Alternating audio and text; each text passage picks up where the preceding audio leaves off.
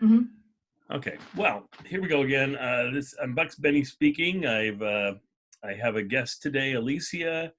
We're playing around with doing a podcast. I have my dumpster fire going because I don't know if this will work. This is a political podcast that I hope to bring people from the left and the right and just chat with them and maybe have multiple people here sometimes. Maybe it'll just be single people sometimes. So, Alicia, you are how old now? I am 19. 19. Okay.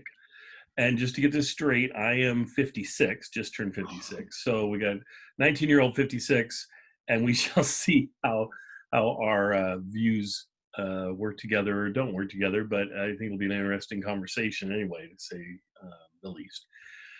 We have a bunch of topics we're going to cover. The first one I want to cover is I was going to have a friend here who's a Republican, and he was concerned about the cancel culture and that maybe he would say something that folks would use against him and that sort of thing, and so didn't feel comfortable coming. And I thought, so a good topic for us to start with was the cancel culture idea. And so I thought we'd start by just saying some folks, let's use the president, for instance. The president has had at least 24 accusations of different sexual misconduct against him by 24 different women. And certainly he has a tape that was made that said he feels like he could grab women by their private part. And so I won't even say that on YouTube, but what he said was, very inappropriate. And he has not, of course, been canceled. He is the president of the United States. Now, I suppose when we have the election, if he's voted out, that's a sign of him getting canceled. But I don't know if that's truly about the issues that I just mentioned. It'd probably be more related to COVID and various other issues. But we also have people that, I guess the one that comes to mind is Al Franken, who was accused of, I believe, just sort of people he was hugging. He was hugging them too low and touching their posterior area, and he had, I believe, 7 women accuse him of that. And then a bunch of the senators came together and said he just needed to be done, and so he resigned. Now they're saying, well, maybe they pushed that too far and maybe he shouldn't have resigned and maybe they should have looked into it a little deeper. I don't know. But I thought we'd get Alicia's point of view with cancel culture. Do you think they're gone too far, which is what my friend had said, that he feels they've gone too far that way? Or do you feel it's about right? Certainly for decades, you could get away with all kinds of stuff that you could get away with way too much. But what do you think, Alicia? So, as Gen Z, I'm perfectly comfortable that my generation kind of started cancel culture. Yeah. We're kind of the reason that it became like a widespread thing. And I want to start off with saying getting fired for your job for saying something racist might be cancel culture, but the reason that we started this was more to hold celebrities accountable, to be like, oh, like Kylie Jenner uses like slave labor in Malaysia, like, oh my gosh, she's canceled, like I don't want to use her stuff. But clearly it hasn't really worked a lot. So it's something to bring up, to say like, why are you supporting this person?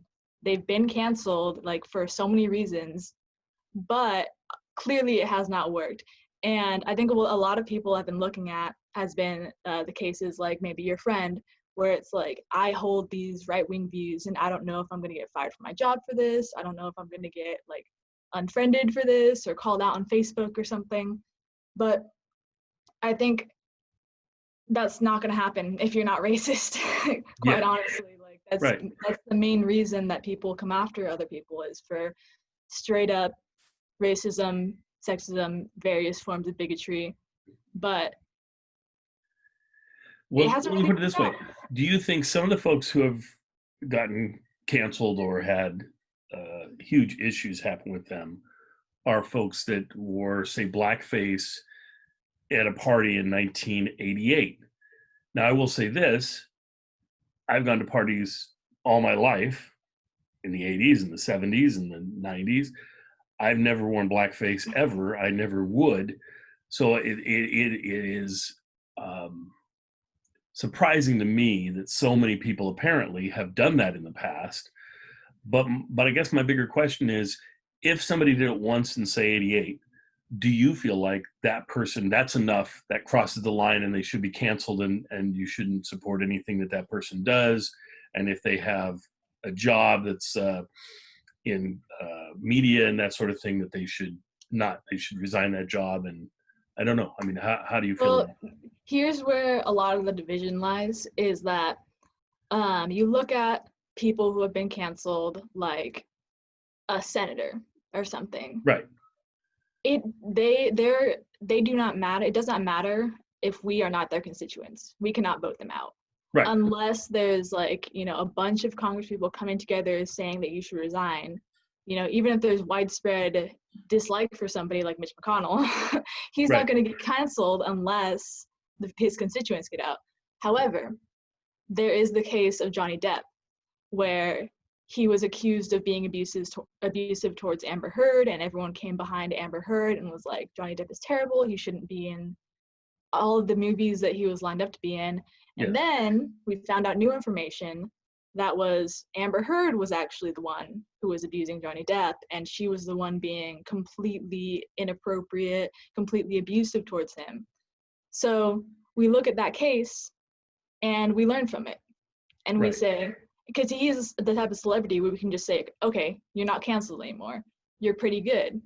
You had a little bit of a toxic relationship there, and maybe you said some things to your wife, but she did worse things. Yeah. But so I think at that point, you can like, it's fairly easy to draw back a canceling. Okay. I don't think it's something that really ruins lives in the ways that people act like it does.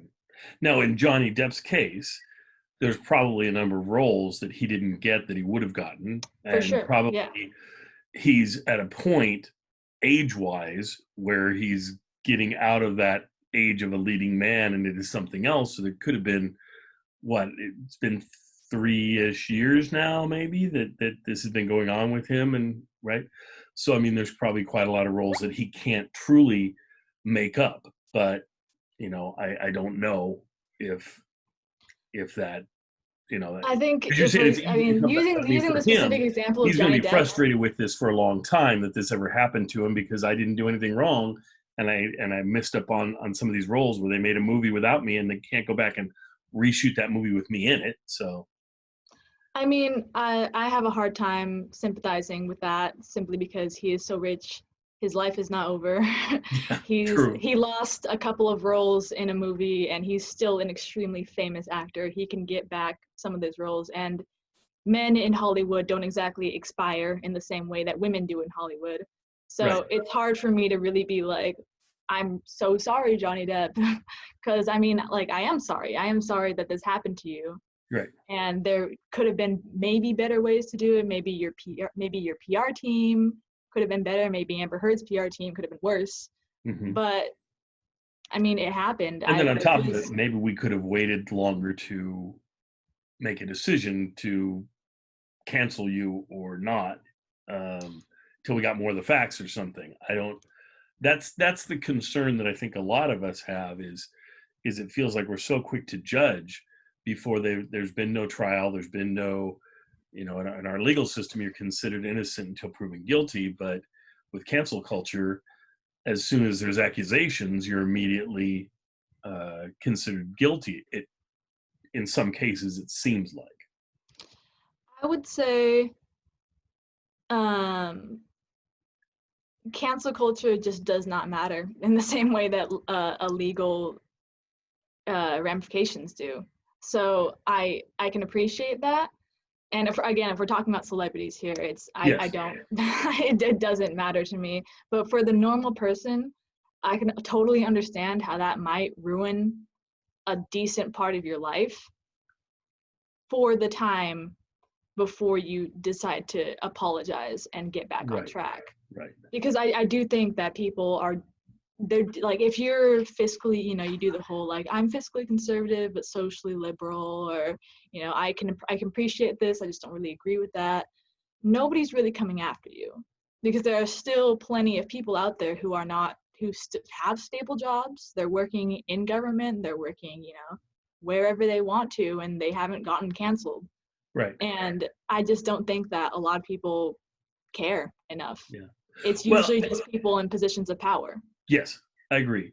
And I think that's the other side of this. I think folks feel like they're going to get canceled out of their regular job, whatever that happens to be, and they're not a celebrity.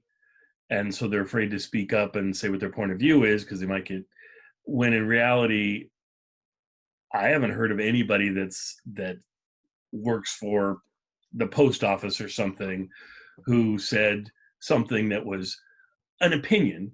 Not, I mean, it's certainly, if you're going to come out and be a white supremacist or something. Yeah, if you're going to be egregiously racist. I agree, yeah, you're going to, and then then it's your own fault anyway. But I mean, for just coming out and saying, I believe in the Republican Party, I'm a conservative, I think that we should pay lower taxes.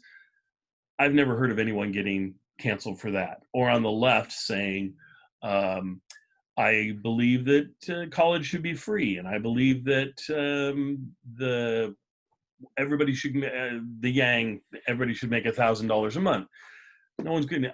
I've never heard of anyone get canceled for those kinds of statements, which are simply saying what your political beliefs are. And so I feel like some ways we've gotten people too sensitive to this, or thinking that they're going to get in trouble. I mean, and I don't know. I don't know what the answer to all this is, but at least it's a dialogue, and it's interesting to hear your point of view on it. Go ahead.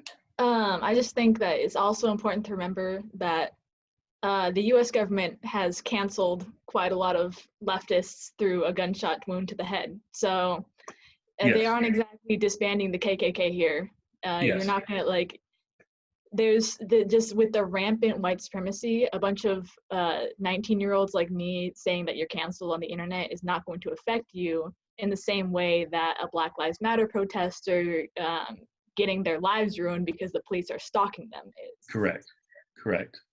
So I guess I was going to take us in a different direction, but since that kind of segues into Black Lives Matter, let's go over to Black Lives Matter and the protests and everything. I know that you've had some involvement in some of those protests and things, and share whatever you want to share. You don't have to share anything about that if you don't want, but I'd like to know, one, ideally, what some of your involvement was. Two, from the outside looking in, I'd like to know, do you feel like the protests are continuing to be effective? Are they getting smaller, bigger? I mean, what do you feel like's kind of going on? So my involvement is essentially just going to rallies when I hear about them. Right. There was only one time that it had like a huge police presence, and that was in Seattle. Mm-hmm. And there I was with my friends, and we all got massively tear gassed to the point where we were coughing a lot for like days afterward, and our skin was burning for hours afterward, and we had to take multiple showers to get it off. Sure. And the biggest thing that I think I learned during that involvement was when we were leaving, we saw plenty of people breaking windows, breaking in, stealing shoes, stealing clothes. The police were nowhere to be seen. They were busy at the front lines tear gassing protesters. Okay. So a lot of it for me was just realizing, like, are you really trying to keep the peace if you're just focusing on the protesters and not like any looters out here? Because there were Proud Boys at the Seattle protests, and they were armed, and they were breaking windows because they wanted to make us look bad. Right. And the police weren't doing anything about them because the Proud Boys successfully evaded them.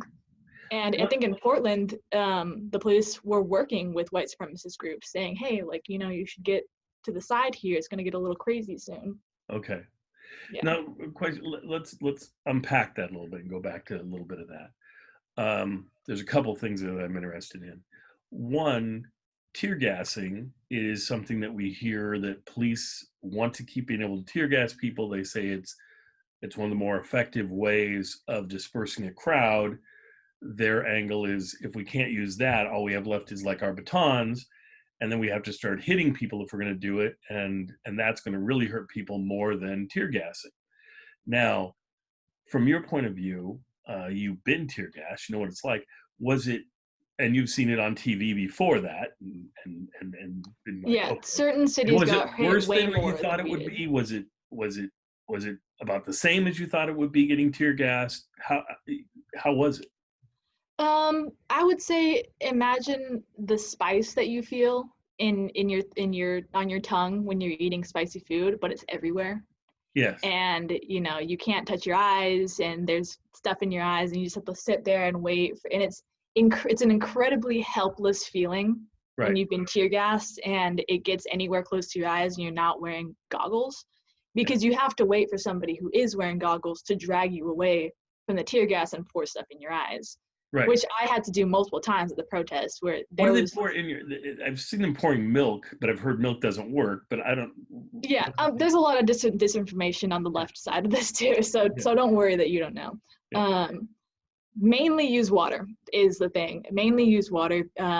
People use milk and it neutralizes it, but it's milk, and if you're going to be out there for 7 hours, it might spoil. Yeah. So that's the main reason that people are like, hey, you don't want to get milk bacteria in your eyes. Right. And water is always going to be, almost the cleanest thing you can put in there. Correct. Makes sense. Okay. Interesting. And then the other part was, you were saying how the police were on the front lines where the protesters were, but kind of on the back and on the sides and things are where there's people breaking windows, people that are rioters instead of protesters, and the police weren't there. If you were running the police, how would you deal with a protesting situation? What will you do? What will you do differently? So I have thought about this before, but I don't want to act like I have taken the same classes that they have.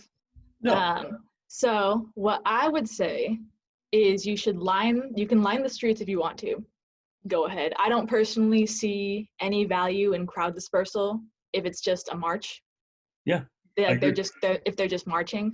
So I think if you're going to line the sidewalks, go ahead and line the sidewalks. Go ahead, and if you're going to guard property, go ahead and guard property. There's no reason for you to pepper spray and tear gas people for walking around. Right. So if you really wanted to, keep the peace, and which, typically means saving property, why don't you just line the property?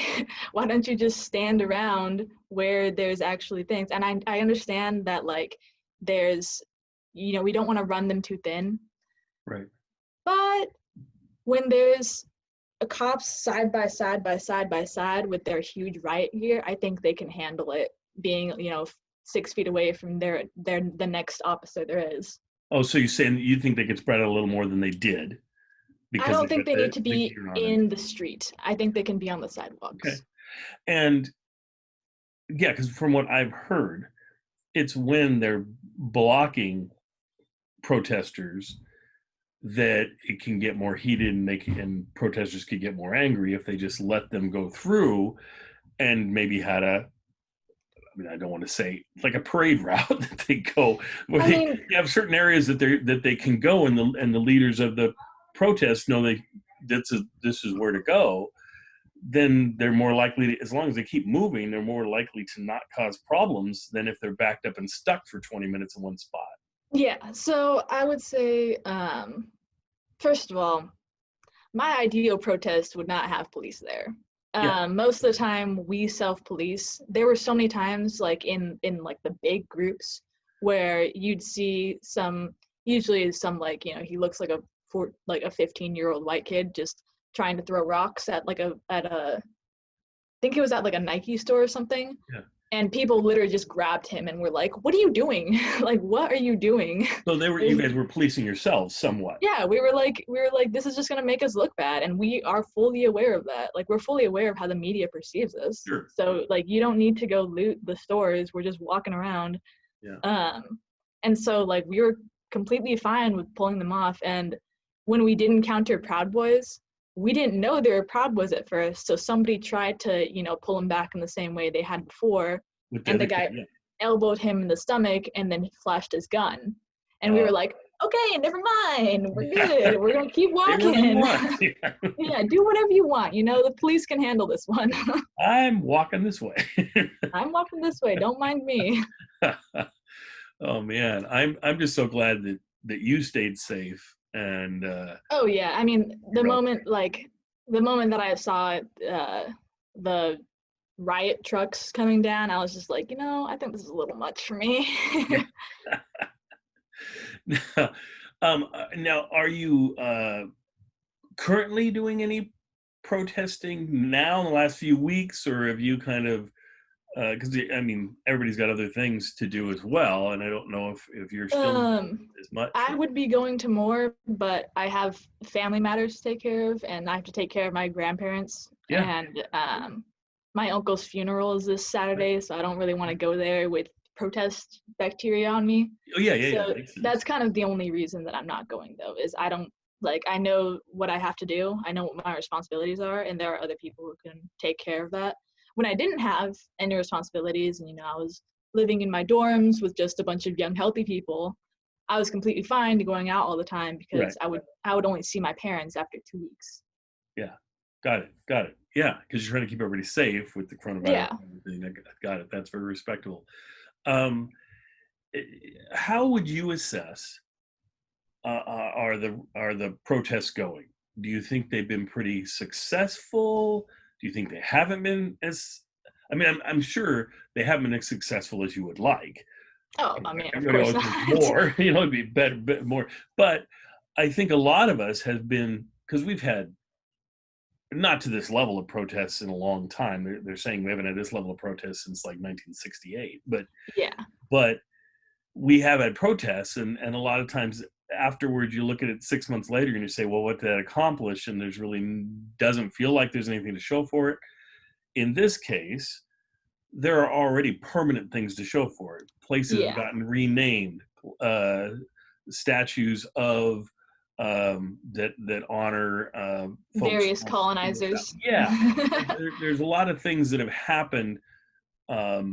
Certainly, you look at the NBA now, and instead of like 3 or 4 of them kneeling, basically everybody's kneeling, and it's more where I think socially you've gotten a point across to where people are going, there is a problem, and I respect the fact that folks might kneel and folks might do some things, whereas before they were like, oh, that's un-American, they're not being patriotic, all these things. And it's not about that. It's actually the patriotic thing might be to try and get people equal rights and not having them injured by police officers and all of that sort of thing, making sure that everybody's treated well. But what do you feel? Yeah, I think that now that they've seen us burn buildings down, they're kind of like, okay, we respect the kneeling now. So I think in that sense, it's gotten a lot easier to legitimately peacefully protest. Right. Now that they've seen, like, okay, maybe we don't want our city burned down, and obviously, like, we're not trying to burn our city down either, but when you see like the level of just frustration that is in these crowds, right, you start to understand, like, okay, maybe kneeling for the national anthem or them walking around with a Black Lives Matter shirt on isn't one of the worst things that can happen. Correct. In terms of effectiveness, that's extremely hard to measure. Because, we have gotten places renamed, we've gotten statues taken down. We haven't defunded as many police departments as we would like to. Right. And I think the vote in Seattle is either today or tomorrow, because there's a rally today that's specifically like, okay, we've kept this up for 65 days, but we need more. We need the final push to, actually have the vote, actually have them go through with it. Right. And I mean, it's incredibly difficult because there's community organizers who have been working at this for years, right. Decades. Yes. And it's just a little bit off-putting when Jenny Durkin is like, well, we don't want to do this overnight. And it's like, well, we haven't been doing this overnight. The only reason that this has come to light just recently is because everyone started seeing it on social media, and because everyone is getting reached out to via, like, our organizers are reaching everyone out. Like, just the fact that you and Gig Harbor, Yes. Right. I guess you can edit that out, but just in you in a predominantly white neighborhood Right. have heard about it is already phenomenal. Right. So it's nice that people outside of the cities are hearing about it. Yes. As for real substantial change, that's just hard to do. I mean, we're pushing for defunding the police, and we're changing it to divest, since somebody likes the word defund. I mean, we say we, but I mean the media who's trying to Right. twist the narrative just enough to get people on board or people off board. So we've got defund, we've got divest, we've got just reform, which a lot of organizers are like, we've tried reform in the past and it hasn't worked, so why are we doing this again? So, well, I mean, what do you feel like? I mean, do you feel like completely defunding police is, when you say defunding, is what you're thinking about? Do you think it's like 50%? Do you feel like it's depend on the police force, or what do you think? I think that this is such a long-term goal that we can't really know right now. For my first goal, I would absolutely just like to defund the police by 50%. In Seattle specifically, because they are just notoriously violent. In other places, do what you need to do. There's a long-term goal here that's going to take a lot of time, especially in areas that are predominantly white and don't have these issues, or the same level of issues and the same level of frustration from certain communities. Like, there's a lot of talk about, as a refutation for Black Lives Matter, it's like, well, white people are getting killed by the police as well, which I think is what Trump said. And it's like, okay, so you recognize that there is an issue with this, though. You recognize that the police are killing people. And this is not Judge Dredd. They are not the judge, jury, and executioner. You shouldn't be killing these people. Like, they're running away from you. You can get them another time. You don't need to shoot somebody in the back. Mm-hmm. So I think it's going to take a long time in certain communities, but in communities like Seattle and communities like Tacoma, people have been working at this for so long that, it's time. It's time. Well, and they've been working at it a long time, but they've never had, I would assume, as you talk to them, they've never had this much support, impetus to change things. I'm sure that they feel like, wow, it's really on at this point. It's here, like, fighting it's a battle against people, trying to get them to hear me, and they haven't been listening, and now they're actually listening, is how I think they would feel. Oh, for sure. And it's like, we have all these people out here who, they come into Seattle for a day in the park, and they don't live here, and they're coming in here to help us, and they're coming in here because they understand the struggle. And it's hard because they're coming in here, and then they're like, oh, well, they don't even live here. The police officers, the media wants to be like, oh, they don't even live here, so they don't matter. And it's like, well, we live here, and they're trying to help us work through our issues. Yes. So I get it. Even with all the support, it's just incredibly hard to see where politicians are going to go on this. I mean, it's very frustrating is all I'm going to say. It's just very frustrating with how much the narrative is being twisted. Sure. And I'm sure that's a frustration for a lot of folks doing what you're doing. Do you, I feel like you're in a winning position when you have when you have a broad set of the public with you. When there's a point when you talk about burning down buildings, and when you talk when we see violence on TV, that a lot of us will say, I'm not comfortable with that, and maybe the police need to get in there and do something about that, and that needs to get taken care of, and we're less likely to hear your message than we are to sort of say this got to be fixed. We can't keep doing this. When we see a broad coalition of protesters protesting nonviolently and eloquently speaking to the issues at hand, and I guess the other side of it too is when they don't ask for too much. Completely defunding the police or something turns a lot of people off. Oh But I yeah, for think a sure. lot of us could see, okay, maybe 20% of what we fund the police with should go to hire more social workers and things like that to reach out to the community instead of instinctively, because we're asking police to do a lot of things that they weren't really trained to do, and that Yeah. their jobs have been added on to over and over and over again.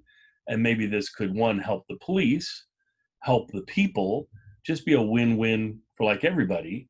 And as this starts going, as we start seeing, oh, the social workers can have an impact, maybe we need to have 30% go to social workers and 70% go to police, and then maybe 40% go to social.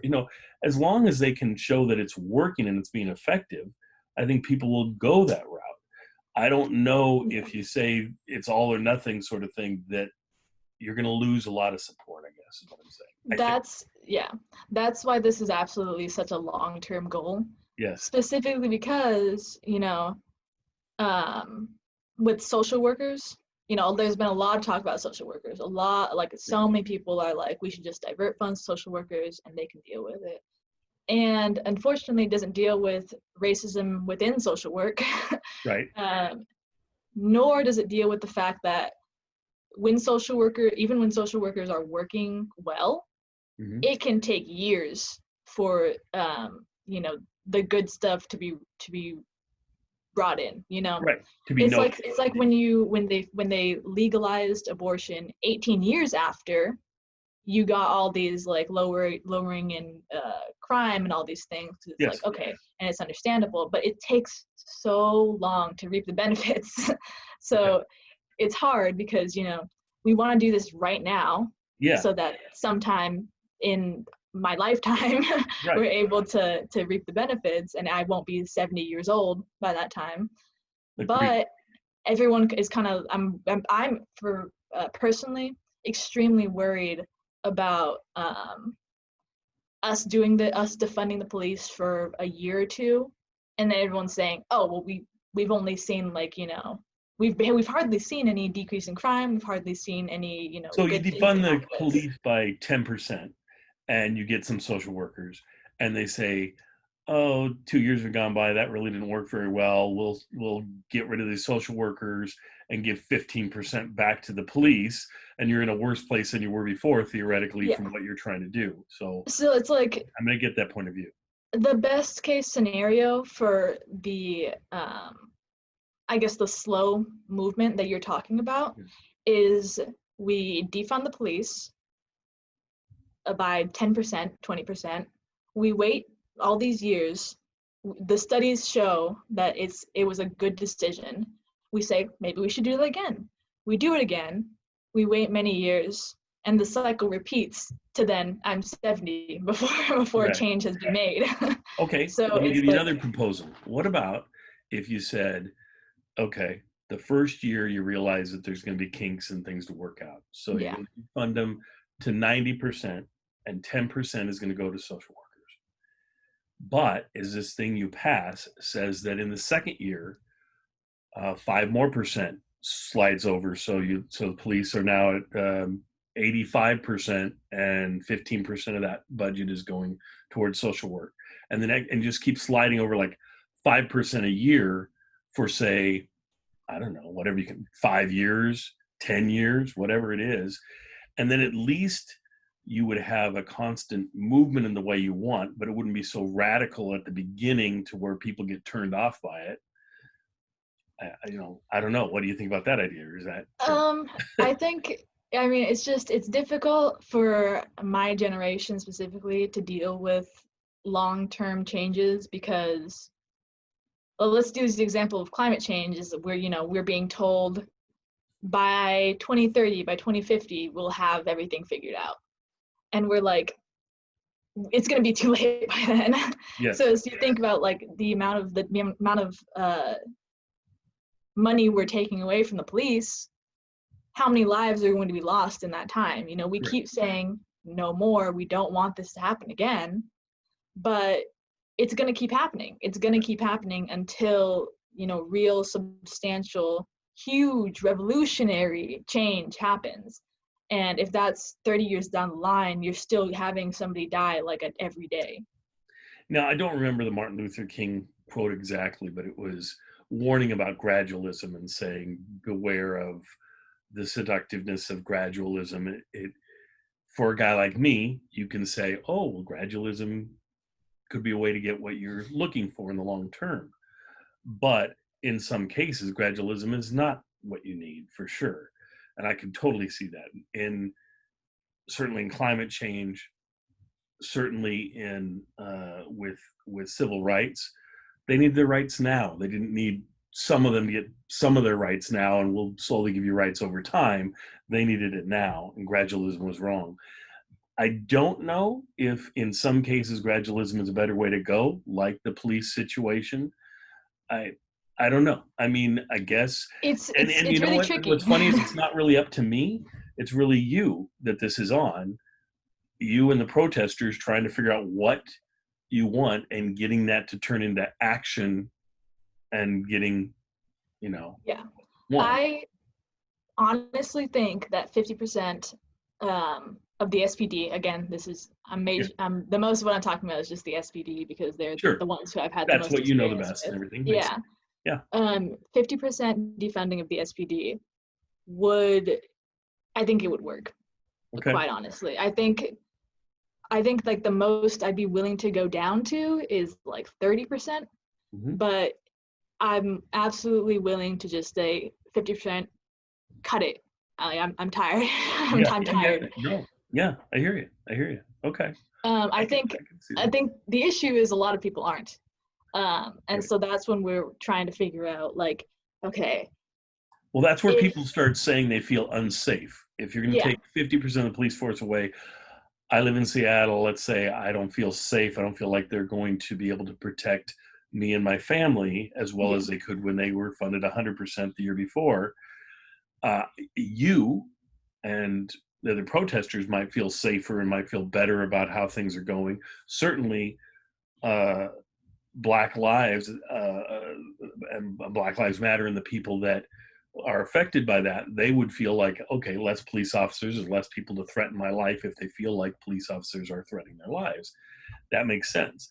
But on the other hand, you got to weigh the rest of the community because they're the ones who are going to vote on this thing or whatever and vote against. I mean, because you could probably, I would assume, get the city folks in charge to decide anything. We're going to defund it by 50%, 60%, whatever it is. But if the voters get upset with that and start putting initiatives forward that refund the police, you're going to be right back in the same boat again. So you got to watch and not slide that far that you're going to get what you want in the short term, but lose everything in the long term.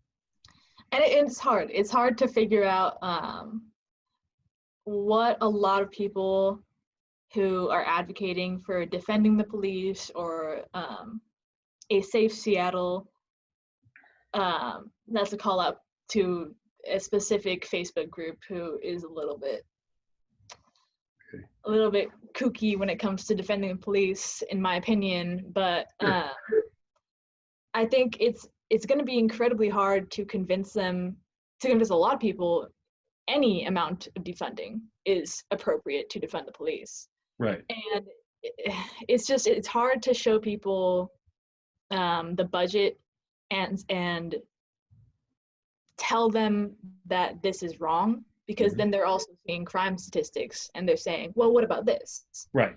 And the media is, they love to people love whataboutism. Yeah, they love what about this? What about that?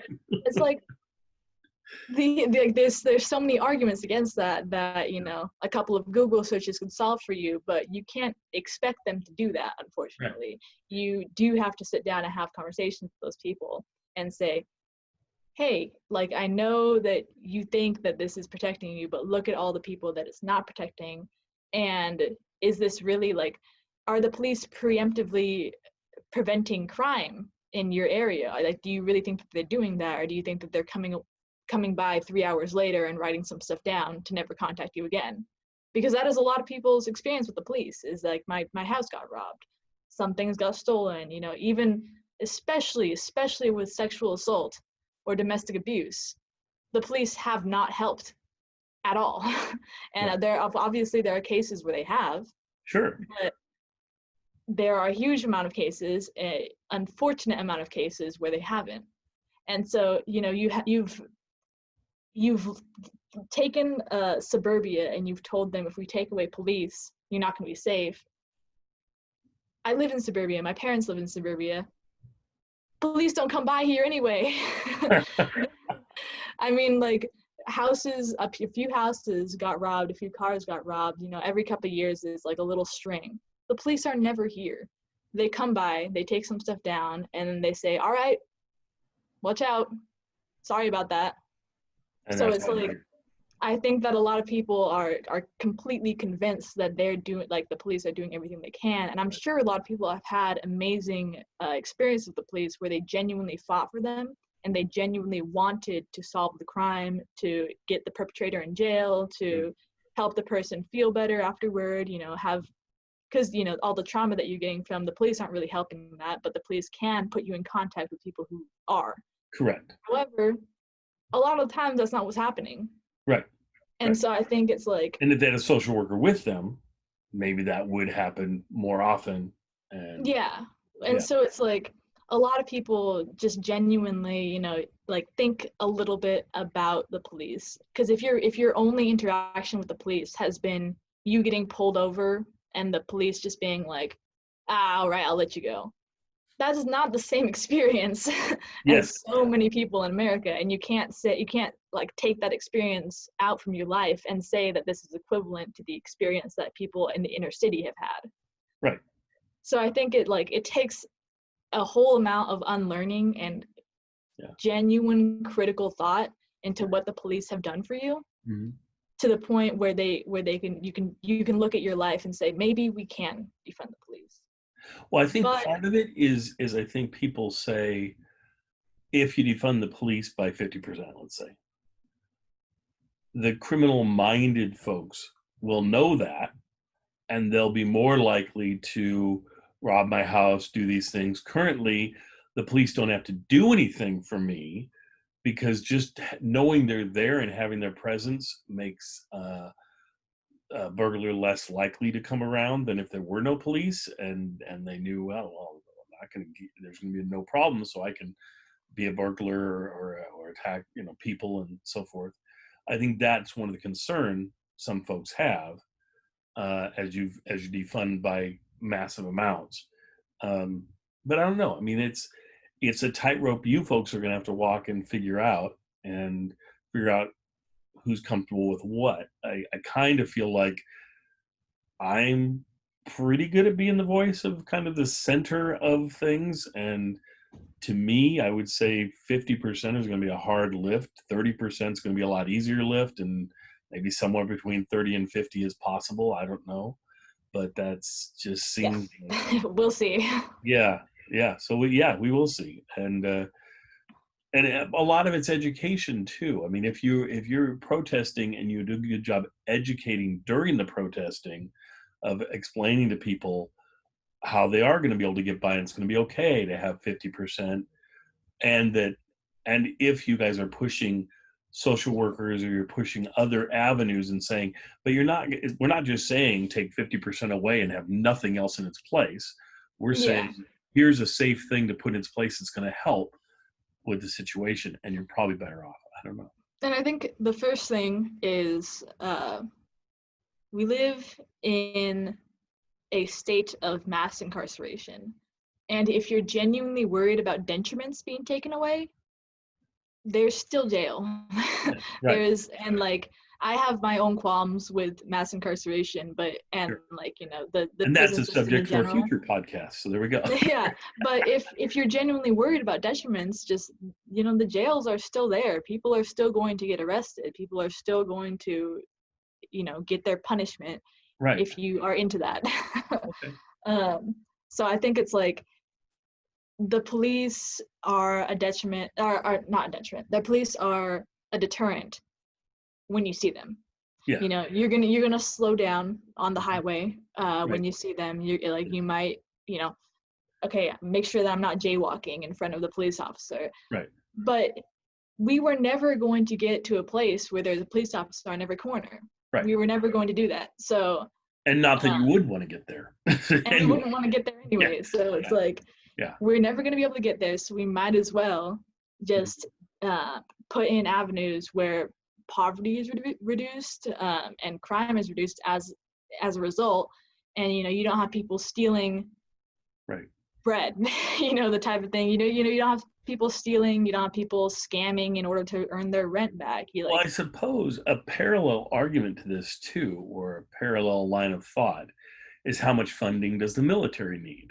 Because again, but that's for a future podcast as well. But I'm just saying where you say, okay, you keep on funding it more and more, and you keep on getting more and more police, and I have a theory on a lot of these things that if you talk to the military and you say, boy, we're looking at cutting you by 5% or 10%, they'll say, oh no, you can't do that. And you say, well, what do you need to function well? And they'll say, if we had about 20% more funding than we have, we would function really well. Yeah. And I think if you went to the police department anywhere in the country and you said, we're thinking about cutting you, they go, no, don't cut us. And then you'd say, well, what do you need to function well? Well, about 20% more than we have. If you talk to an educator, what do you need? About 20% more than we have. Everybody in any government system anywhere thinks that what they have isn't enough. And they always think a little bit more and we'd be able to do what we need to do. But since everybody thinks that way, it shows you probably there's not enough pie for everyone to get a huge slice of the pie. Yes. And so I mean, I think at some point we need to see what we can cut. And that's one of our problems. And that's one of the things I want to talk about in this podcast and future podcasts is that it's frustrating that the left is considered, for years they called the left tax and spenders, and they would, I've noticed them calling us that less, the left, because the right also does, they just spend on different things when they come in, but it's not like you see a massive shrinking of the government and a massive shrinking of the national debt, let's say. Yeah. You don't. You see that going up under both sides, and nobody really wants to get rid of it, seems to have the impetus to want to get rid of that. But let's shelve that for a minute, because what I want to get to that we need to talk about is, and I said we were going to chat about the vice presidential picks, so we'll move to that. Yeah. So I know that you originally were a huge supporter of Bernie Sanders, and yes, and still love Bernie Sanders. Yeah, I think you understand why Bernie Sanders is probably never going to be a vice presidential pick of Biden. I mean, for one, he's old. Yes, I was going to say if he was younger, if he had the same views and things, was younger, I think you could make a lot more of an argument. But I truly think, in my opinion, Biden needs a younger running mate for sure. Yeah, for sure. Yeah. I mean, that's kind of like the only thing that I didn't really like about Bernie is that he's so old. I was like, I really don't want you to die right before this election. But it's like, bad. Yeah, we're gonna need somebody young. I think we already talked about how, off of the podcast, we already talked about how Biden needs somebody to kind of even out his, crime bill passed. Yes. So if you can have somebody who's a little bit separate on that. So that brings up to me Kamala Harris, because Kamala Harris has some of that same past with issues with being for police, more being she's a cop. Yeah. Yes, correct. So I think she actually adds to those difficulties, not compensates for those difficulties. Would you agree with that? I 100% agree with that. I Okay. think that the only reason that she's really being floated is that she was a presidential candidate, she's a woman, and she's Black. Yes. And they kind of were like, oh, well, that's a good demographic for us to try and fill. But Well, you also usually want your a lot of folks believe that the vice presidential pick should be kind of an attack dog sort of person, and she's kind of got that ability to really, as a prosecutor, come out there and just tear people apart. She's she certainly was doing core. so good when she was back when she was, attacking Biden during the debates. I Yeah, well, loved her when she was doing he tore that. him Yeah. up pretty good, but it didn't. I I don't know. I don't know why that didn't gain more traction. The only thing I can figure out is that it just seemed too vicious and like turn people off. Maybe. Um, Um, I think I can only speak for the leftist circles that I'm in, but I yes. know that, we saw that and we were like, that is awesome. Like that's tight that she actually called him out. Because Bernie is such a nice old man that Yeah. he is so bad at calling them out. And there were so many times where we were just like, Bernie, just tell him what it is. Like you have the facts on your side, and But he is not great at doing that. And so when Right. Kamala did that, we were like, that's awesome. We still hate her record. Right. We still Right. absolutely abhor her record. Well, I also think that being an effective, especially in the primaries, being an effective attack person's going to attack, you have to understand what the other person's done in the past. You have to research them. You have to figure some things out. And I felt like Bernie was knew what he wanted to do, and his sole focus, which is a good thing in a way, was this is what needs to happen and this is what we need to do. It wasn't so much you are wrong in your past and I've researched that and know what you're wrong about it. I He just has don't, I didn't get that feeling that he did that. I got the feeling that he was more into making sure that his agenda was clear. And he has what a lot of people on the left have is where they have the facts, yeah. Mhm. and if they just presented them in a better way, they would have a lot more people on their side. Correct. And it's like there are so many people who are for Medicare for all, Hmm. and Bernie was the Medicare for all candidate, Right. but he did not do a great job at debating, at attacking, at stating his facts within a context. When people attacked him, he'd just be like, well, no. And it's Right. like, well, a lot of people don't know, so you need to explain that. You need to talk about what it is. And it's hard to do in a debate system when you have 2 minutes to Right. talk. Correct. But he definitely could have done better at explaining his views and talking about that. Okay. So, of the VP picks that are left, we both, I think, have sort of maybe ruled out. I guess we need to figure out two things. One, who is it that we think would be the best for either Biden or the country or whatever? Two, who do we think Biden's going to pick, which might not be the person we think is the best, but might be Yeah. who he's going to pick. So, is there somebody that stands out to you of the people that you're hearing he's looking at that would be high on your list of going, okay, that would be a good choice? I would think, knowing you, that it would be Warren, but I don't know. Yeah, I'm completely okay with a Warren vice presidency. Um, I To me, don't it's a little know. Is she frustrating if you're a being is she Sanders still person, being though. floated? What was that? I'm asking if is she still being floated? Yes, Okay, I he was is. just making sure because I see some She's of probably his she's ads probably sometimes, still but in. I don't know if she's in. She's definitely not in top three, but that's she's in unfortunate. top five, maybe top eight, certainly top 10 of the Yeah. people that they're mentioning. So the thing I have is that I would think a Bernie supporter would be frustrated with her a little bit is that if you're going to take her, why not take Sanders, because she's old too. I mean, right? So she's in that same ballpark of age as all of those folks in their 70s. Um, I think she just doesn't seem that old. oh, she definitely doesn't seem old. Yeah. She's surprisingly youthful. Yes. But whereas Bernie, he looks Yeah. old. Yeah. Um, Yeah, Bernie and Biden both seem really old compared to Warren. yeah. I think that the reason that one he would choose her over Bernie is that she's more of the diet version. Yes. You know, she's a lot more willing to compromise. She's a lot more willing to um, I don't know, compromise. She's just a Yeah. lot more willing. Like she has most of the same Well, she progressive seems more values. nimble on like if there was a new issue and things and thinking it through, and she seems like a real problem solver and things. Bernie has things that he's supported for 30 years, so Yeah, he's not going to change those things. yeah. And then other things, I don't know. I mean, I might be giving him a short shrift in saying that he doesn't feel like he'd be that nimble. He just doesn't seem to bring up new issues all that often and talk about new things, whereas Warren seems to do that quite a bit. I feel like for Bernie, the new issues are the old issues, Yeah. and he's always been just a little bit of kind of a class reductionist.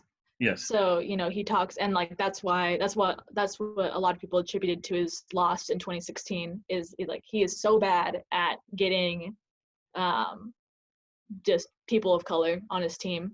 Yes. And this election, he did a lot better at, you know, Yes. recognizing what we're talking about now in the context that we are talking about now. Like Sure. back in 2016, I remember hearing about Black Lives Matter protesters kind of took over one of his rallies and started speaking, Yes. and he just kind of stood back because he was like, they're right, like, Yeah. but he did seem to have kind of one of those like, oh, you know, racism's in the past, we just need to conquer Right. class divides and we'll get through with it. Right. And this time around he did a lot better at not doing that.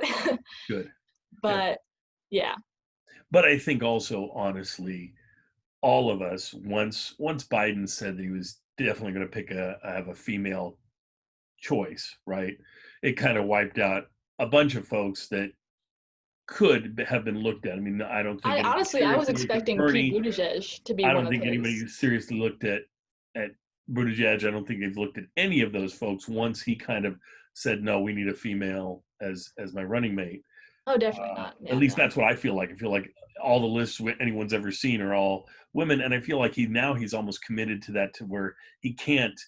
If he wanted to backtrack on that, he would have done that a couple months ago and said, I've started to look at Bernie and I've started to look at Buttigieg and whoever else he was going to choose, but that's not in the cards at this point. I wouldn't say. Would you agree Yeah. that he can't really go to a male at this point? No, yeah, I absolutely not. I mean, you can't say that in the debate, have it be the hot topic for like, you know, weeks, almost months, and then have him backtrack on it. Yeah. People would call him out for things they've always called him out for, but it'd be Yes. a lot more hard hitting. Agreed. Agreed. So, of the females we have, is there any that stand out to you as either a no-go or somebody that you kind of like or that you think he'll like, or where are you at with anybody? I'm not okay. So first of all, I'm not super informed on his VP Yes, list. which is okay. Who I would personally like is someone from the Bernie campaign, someone like Nina Turner. That Yeah. is never going to happen. Yes, I was going to say Unfortunately, she is not on absolutely any never short gonna list happen. that I know. Yeah, no, there's never going to be because I mean, it just gets into the racism where it's Right. they're saying most of the things that Bernie's saying, but they are, you know, the loud angry black women, so they got attacked relentlessly by right-wing media. So unfortunately, that's not really going to happen. Right. Again, I would like Warren. I would be completely okay with that. I would support that. The one who I would really not like to see is Amy Klobuchar. Okay. But she Which, backed out, so she's not even on the list at all anymore. yeah, she backed out because of that. I can't remember. Was it George Floyd or was it somebody else? Because that's the reason why she blacked out, is because she Right. got Right. called out for a record. Yeah. But that anyone like her who wants to appeal too much to the right Yeah. is very suspicious to me.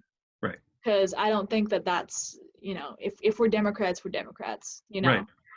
If you're Well, gonna be on the left, just be and on the the thing left. is, Biden doesn't need that. Biden is already already very conservative. somewhat Yes. appeals to the right because he was most central. I mean, let me put it this way: the person on the right that I talked to that was going to do the podcast with us, or we're thinking about it, they gave me their opinions on all of this, and totally were consistent with what I thought were the opinion.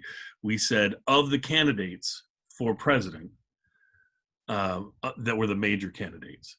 Where did you feel like Biden fell? And he felt like Biden was the most right of pretty much any of the candidates that were running for the presidency. Now, that's not saying very right. That's saying still center left, but certainly everybody else was seriously left of that. When you look at Warren, when you look at Sanders, those folks.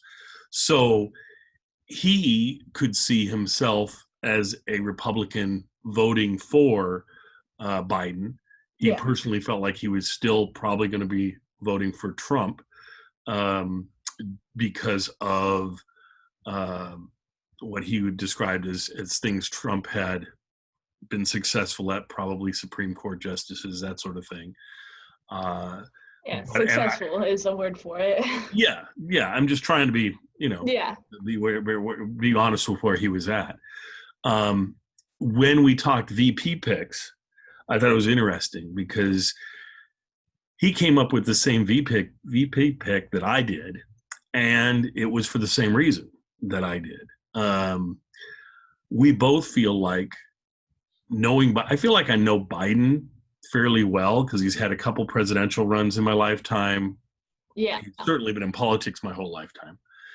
And I feel like he is someone, the only thing he has in common with Trump is that they value loyalty. And I think he values loyalty not quite to the level that Trump does, but I think he does value loyalty quite a bit. And I think there's a certain person that's running, that's not running, that they're considering for VP pick, that he knows about that person's loyalty, and I think it would carry a lot with him. Two, we think really probably his people are pressuring him to go with Kamala Harris, and that Kamala Harris is the choice that they most feel like, okay, she could run for president and all of that. I think that it's difficult for him to probably get past the fact that she really attacked him hard in those primaries. I feel like she has done some things, and I don't think he knows about the whole loyalty thing with her as much. I think the person that he's probably going to end up going with, in my opinion, is probably Susan Rice, because I think Susan Rice worked for the Obama administration. I think he has a comfort with her and worked with her before. I think she checks off all the boxes he's kind of looking at, that she's a woman, she's Black, she's reminds me how I described her is she comes across when she speaks, not quite as eloquent as Obama, but somehow like a female Obama in certain ways. Very comes across very well spoken, very doesn't seem it's kind of calm angry, and doesn't seem like, because I think for a lot of people an angry person kind of turns them off a little bit, and enough that they don't vote for that person. I think Hillary maybe came off that way sometimes, and I think Camilla's kind of similar to Hillary in certain ways. And I mean, it's going to be especially worse for women, Black women specifically, yes, who are getting called shrill and getting grouped in with tropes. So obviously, her being cool and collected is going to be attractive to a lot of people. And I wish that wasn't even an issue. I wish it was, but I do think you have to look at the bigger culture and say, okay, where do we think they're more likely to go? And I think really, all things being equal, if Susan Rice was the vice presidential pick, that she might eventually become the president of the United States, and that she could probably navigate that okay. Perhaps. She's definitely more of an unknown in certain ways because she's never run for office before. She's just been, had office brought to her. Yeah. But I do think that in the end, he's going to probably go for comfort, and in the end, he's going to take Susan Rice, and that's what um, my friend thought too. And he did not. He mentioned it before I did, so I didn't. It wasn't like I was influencing him or anything. And it was good because he wasn't saying that he liked her as a pick. He didn't, because you certainly don't want a pick on a Democratic side that Republicans are going, oh well, I really like that person. You want it, but he was saying that for who Biden was, he thought it made the most sense, and so did I. So that's our pick, is Susan Rice. But so is that who you want to win, or who you think well, is? that's the question. No, that's the one I think he's going to pick. Who do I want? I mean, I want whoever's going to work well with Biden, whoever's going to make him be a successful president, as successful as he can be. I want someone who can bring things to the table that needs to come to the table. I don't necessarily want someone who's going to bring, oh, this person's from Texas, so they'll bring Texas for the, not that. I mean, for actually governing, I mean, actually getting things done.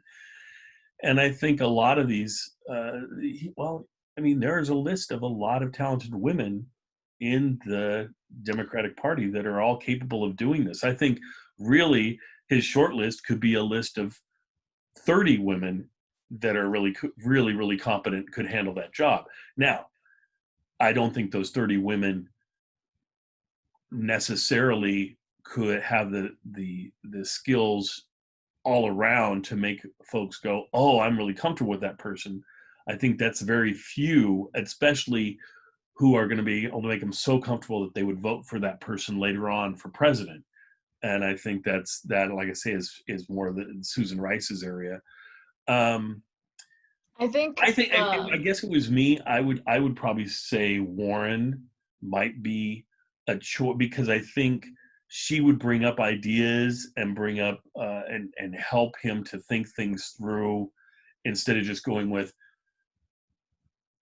because I think once you get to be a certain age that you tend to just kind of go, well, I've dealt with this before, I think I know how to deal with this, and we'll do it this way. And I think Warren thinks outside the box sometimes and could go, well, how about if we did this, or have you thought about this? And I think you need that. So I would say Warren. My thing is, I think Warren would give Trump a lot of ammo to use. I think. Oh, I mean, absolutely. I mean, I can see Trump within days calling them the Lone Ranger and Tonto or something. Yeah. Right. He's gonna be certainly Pocahontas would get brought up and all that, which I don't know how he ever got away with that in the first place. I mean, it's such a racist thing to say. But I just feel like, again, baggage maybe with Warren, and I think that probably Rice is the best way to go overall, probably. I think for me, I have a huge question on, is he going to try and bring in progressives with a VP pick, or is he trying to bring in more of the right for his pick? Because he's already like, that's kind of his brand right now, is like, hey, I am the Democrat that you can vote for instead of Trump. Correct. And it's still going to be status quo. Don't worry, it'll go back to normal. Yeah. Which obviously a lot of progressives are like, why would we want that? Right. But a lot of progressives are looking at it like, all right, if we have to, we'll vote for him just so we can get Trump out of office. Right. But there's a decent amount who are still looking at Biden and saying, if this is status quo, why do I even want it?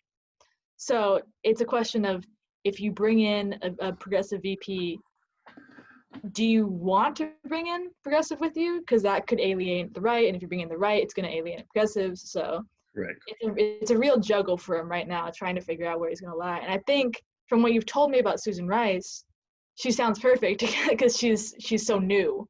Yes. Since she doesn't have as much baggage as almost everyone else. Well, the main baggage she has, I think, and I talked with my friend too, and we both agreed on this as well. The main baggage she has is, during the whole Benghazi thing, they sent her out to speak to a lot of the Sunday morning shows. And she was saying that it was a spontaneous thing, and it was about a tape. and so forth. And you could go back and look at the footage of that. I may incorporate some of that footage into the podcast. I'm not sure. But that's a piece where she essentially lied to the American public about, and we feel like she knew more than she was letting on at the time. Now, she maybe didn't, and maybe she was just saying what her superiors told her to say. We need to go out, we need to tell them about this thing, and this is what we need you to say. Whether she knew about it or not, I think Biden looks at that and says, well, she fell on a sword for us in some ways, and that showed real loyalty, whether she lied or didn't lie, whether she knew or didn't know more about it at the time. So I don't think that hurts her in his eyes, but it is a piece of baggage. But it's probably, of everybody, probably maybe the smallest piece of baggage anybody has. I And think that's the only thing I can think of that's truly a hugely negative thing about her that anyone could bring up.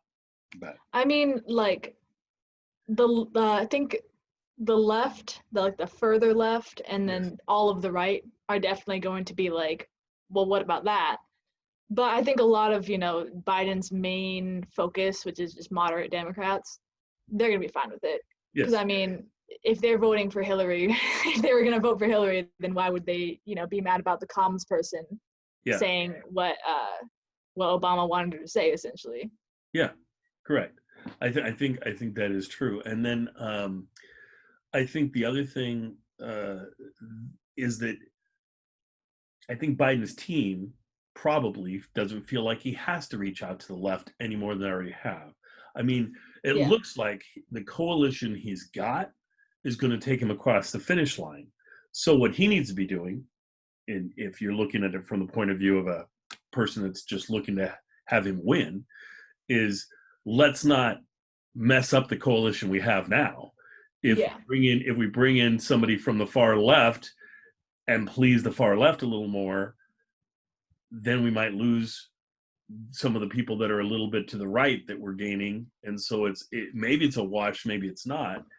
But also, I feel like folks on the left, I would, if I was far left, I would not feel all that much more comfortable with Warren in there than Rice, than anybody else, because in the end, he's the president. He's doing this maybe to placate the left, but in the end, that doesn't mean that they're going to have any influence on him whatsoever. I mean, if he's truly going to work with this person tight and he's going to let them influence him, well, then, but I just don't know if he is going to do that or not. And that's a lot of our issues with him is like, I genuinely want to believe that if we vote him into office, we'll be able to hold his feet to the fire.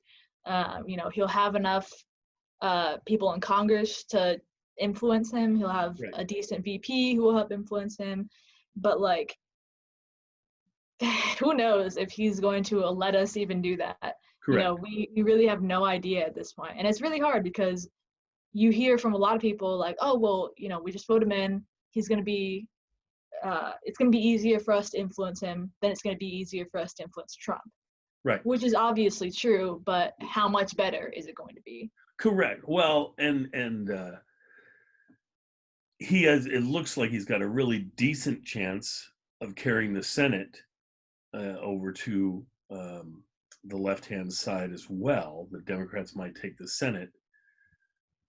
When we were initially talking way before this podcast, 6 months ago or a long time ago, I had said that was one of the reasons that I thought Bernie might not be the way to go, and that I thought Bernie could win the presidency, but I really doubted whether he would be able to flip the Senate, and the Senate would stay against him, and then he could have all these great ideas, but they weren't going to go anywhere because the Senate was going to say no, go on any of that.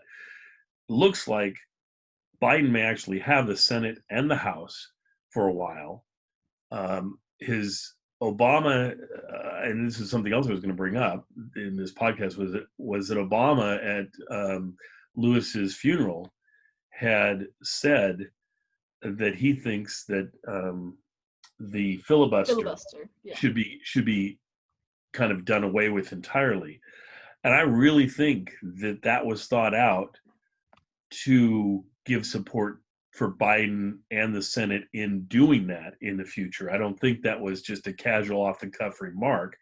I think that that was a true, I think that's something that's always bothered Obama and is going to continue bothering him for maybe the rest of his life, is the Yeah. fact that uh, he and this folks in the Senate decided, they would eliminate the filibuster for certain things, for some getting some judges in, not the Supreme Court, and that they would, but keep the filibuster in most things. And so it stopped them from doing a whole lot of things they would have been able to do because they controlled the House and the Senate for a couple of years there, and when he first came into office, and but they couldn't do a lot because they kept on getting filibustered away from doing the things they wanted to do because they didn't have a filibuster proof majority for very much. They maybe for a few months there, but then after Ted Kennedy passed away, they didn't have that filibuster proof majority anyway. And so I think he's trying to lay the ground for Biden so that he can come in there and get rid of that filibuster entirely, and then they would be able to do a lot of things. And you would see a lot of changes happen. Now, would it be as much as you want on the left, ultra left? I doubtful. But Yeah. I think you would be surprised with how much changes you are going to see, how much support there will be for like the LGBTQ community, how much support there will be for a lot of things that I think would happen, and a lot of things that have been flipped one way to flip them back, and also what we've seen with Clinton, with Obama, with Trump, with Bush, is that each one of them now, starting with Clinton pretty much, has decided, boy, I need to do a lot with executive orders to get a lot of the things done because I can't get them done through Congress and I can't, right? So they've done those things, but it makes it very easy for the president after to eliminate all those things and go back the other way and then do their own things, right? Yeah. So I think hopefully they've learned their lesson from all that and they go, wow, if we can get the House and the Senate, let's get some of these things passed legislatively. So then they're a lot harder to undo than executive order. Executive orders are far easier to flip. And so I think you'll see some permanent changes. And the bottom line is, for me, I would support probably a Republican or whoever was going to do this, anybody that would say, we want everybody that's in America 18 years and older to be able to vote. And we want to be able to make it easy for them to vote. Maybe we even make voting day a holiday where everybody can get the time to go out and vote. Hopefully a lot of them may, especially this year, Mail-in voting would be mail in and nice. all that. But that, and the only side that's looking at that at all is the Democratic side. So Well, I mean, it's just based on the fact that if Republicans in deep red states had mail-in voting, there would just be too many votes, and they would probably get voted out. A lot of them would, especially like places in Florida where I think, did Florida give felons the right to vote? they did. They did. Then it was like rescinded. I'm not sure where they stand now. There was a As lot far of as I know flip-flopping. now, they can vote, I believe, but there's like a hurdle. It's like, I think the hurdle is that they have to have no fines whatsoever, and all their fines need to be paid or something. And there's like maybe like half of them that have fines and things that they owe. But they're also, I think, thinking that a lot of folks will not try and vote, thinking they might have fines when they really don't have fines and they could Yeah. vote. So it essentially wipes out about half of those votes, as far as from the information that I've gleaned.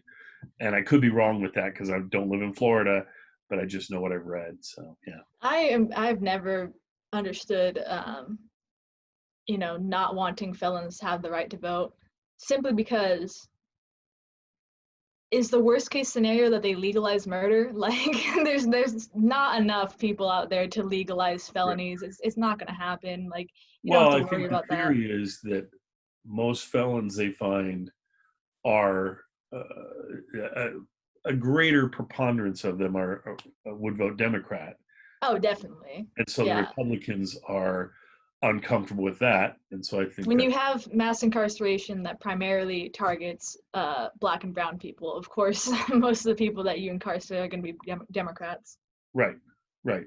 Well, and then the other thing I was going to say about voting by mail is, I mean, I get the fact that apparently Republicans don't want a lot of people to vote, and they'll say it's because of voter fraud. But it's been proven over and over again that this is not because of voter fraud. It's got to be something else, and the something else is they think that more folks are going to vote Democrat, right? Yeah. So, but having said that, most of the studies that I've seen that shows for mail-in voting is that most of the mail-in votes are actually Republicans that do the mail-in voting more consistently than Democrats do. Having said that, I think that's maybe changed a little bit over time, and I think if more states had the ability for people to do mail-in voting and that became the norm there, that the numbers of both Republicans and Democrats voting that way would go up. And I I mean, mean, I'm I'm open to sure, anything that lets more yeah, people vote. Yeah. I'm sure that especially during coronavirus, that there's a huge amount of old Republicans who are voting by mail because Yes. they don't want to die at polling Yes. stations. Yes. And here we can vote by mail, Yeah. but if I really wanted to, I could We're just in go out and Washington vote. State, just so people know. That's I could go I out can and vote by vote and mail. it'd be completely fine. And Right. I wouldn't really worry that much. I just put on a mask. There'd be a lot of issues, but I'd wash my hands afterward. Right. Fine.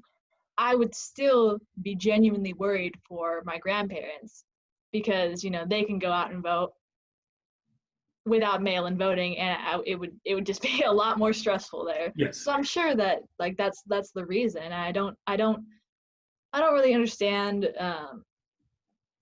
why they keep pushing this. I kind of like, you have to take the loss at this point. It's gonna happen. It's gonna Right. happen, and if so many of your constituents like it and use it, is it really worth it to keep pulling up this voter fraud stuff that has been debunked multiple times? Right.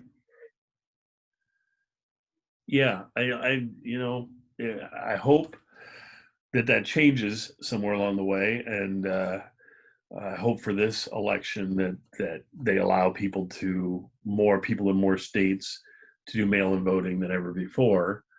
Um, just for the fact it'll keep more people safe and allow them to vote like they should.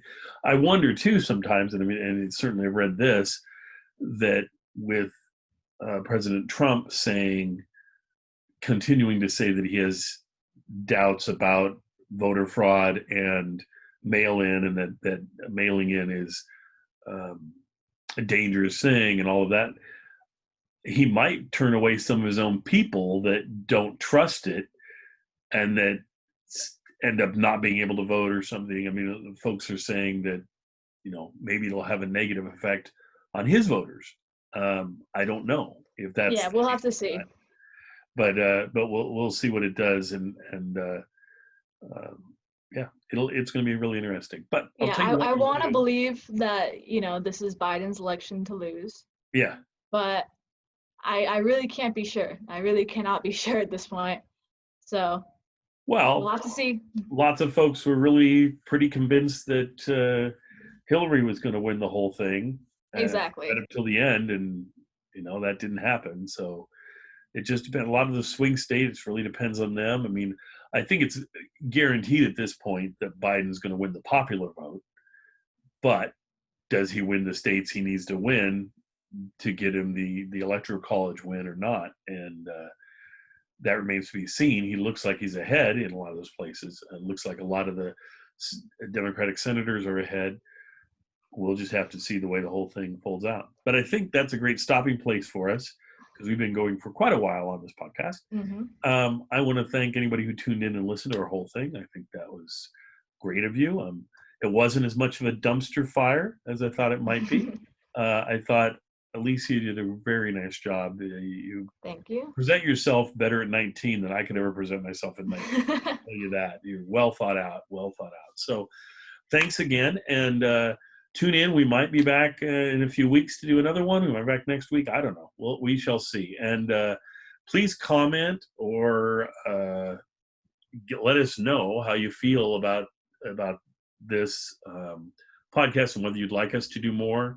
I mean, Alicia will keep coming back with me, but we're looking at getting more people to join us too.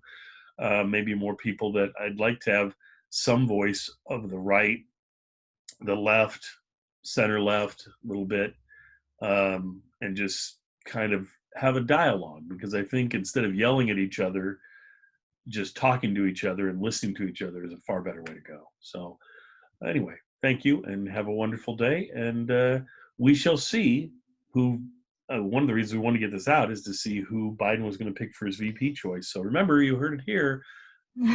Susan Rice. So we shall see. Thank you so much. And I will. All right.